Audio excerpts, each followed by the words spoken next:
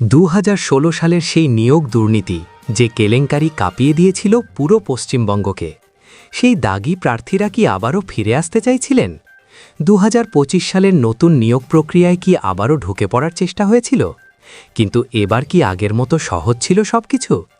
Paschimbanga school service commission WBSSC এক নজিরবিহীন প্রযুক্তি নির্ভর পদক্ষেপ নিয়ে 544 জন টেইন্টেড প্রার্থীকে সরাসরি বাতিল করে দিল।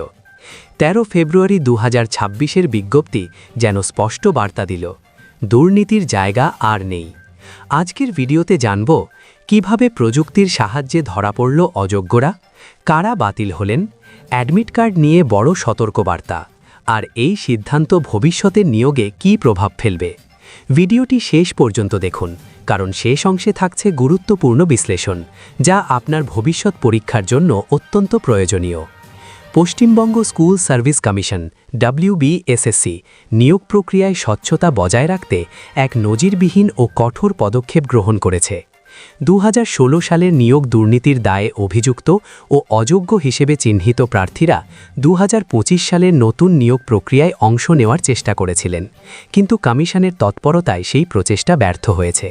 13 ফেব্রুয়ারি 2026 তারিখে প্রকাশিত এক বিজ্ঞপ্তিতে কমিশন স্পষ্ট জানিয়ে দিয়েছে, 2016 সালের সেই টেইন্টেড বা কালিমালিপ্ত প্রার্থীরা আর নতুন করে পরীক্ষায় বসার সুযোগ পাবেন না। প্রযুক্তির সাহায্যে অযোগ্যদের চিহ্নিতকরণ। কমিশন সূত্রে খবর, এবার আবেদন যাচাইয়ের ক্ষেত্রে অত্যন্ত আধুনিক সিস্টেম বেস চেক বা প্রযুক্তি নির্ভর যাচাইকরণ পদ্ধতি ব্যবহার করা হয়েছে। 2016 সালের নিয়োগ প্রক্রিয়ায় প্রথম SLST ও তৃতীয় RLST, যাদের নাম অবৈধ উপায়ে চাকরি প্রাপকদের তালিকায় ছিল, সেই ডেটাবেসের সঙ্গে 2025 সালের দ্বিতীয় SLST/NTS আবেদনকারীদের তথ্য মিলিয়ে দেখা হয়। এই ক্রস ভেরিফিকেশন প্রক্রিয়ায় দেখা যায় বহু অযোগ্য প্রার্থী ফের চাকরির জন্য আবেদন করেছেন, সঙ্গে সঙ্গেই তাদের চিহ্নিত করে বাতিল বা রিজেক্ট করা হয়েছে। বাতিলের পরিসংখ্যান ও কারণ।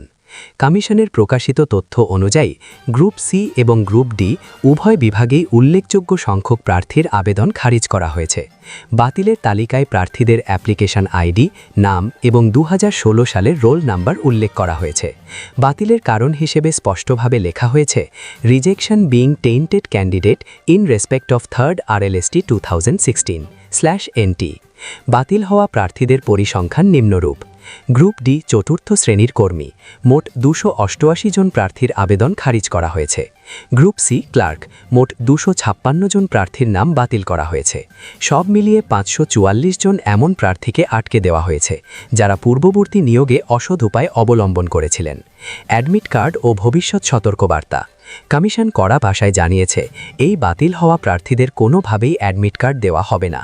যদি যান্ত্রিক ত্রুটির কারণে ভুলবশত কারো নামে অ্যাডমিট কার্ড ইস্যু হয়েও থাকে, তবে তা বাতিল বা অবৈধ বলে গণ্য হবে এবং পরীক্ষা কেন্দ্রে তাদের প্রবেশ করতে দেওয়া হবে না।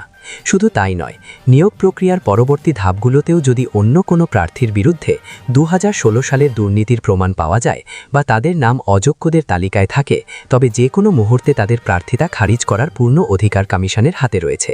কমিশনের এই সিদ্ধান্ত ভবিষ্যতে নিয়োগ দুর্নীতি রোধে একটি বড় বার্তা হিসেবে দেখা হচ্ছে। বন্ধুরা, যদি নিয়োগ প্রক্রিয়ায় সত্যিই স্বচ্ছতা চান, তাহলে এই ভিডিওটি শেয়ার করুন, কারণ তথ্য জানলে প্রতারণা থামে। কমেন্টে লিখুন আপনার মতে WBSSC এর এই পদক্ষেপ কি সঠিক। ভিডিওটি ভালো লাগলে লাইক দিন, চ্যানেলটি সাবস্ক্রাইব করুন আর পাশের বেল আইকনটি চাপুন।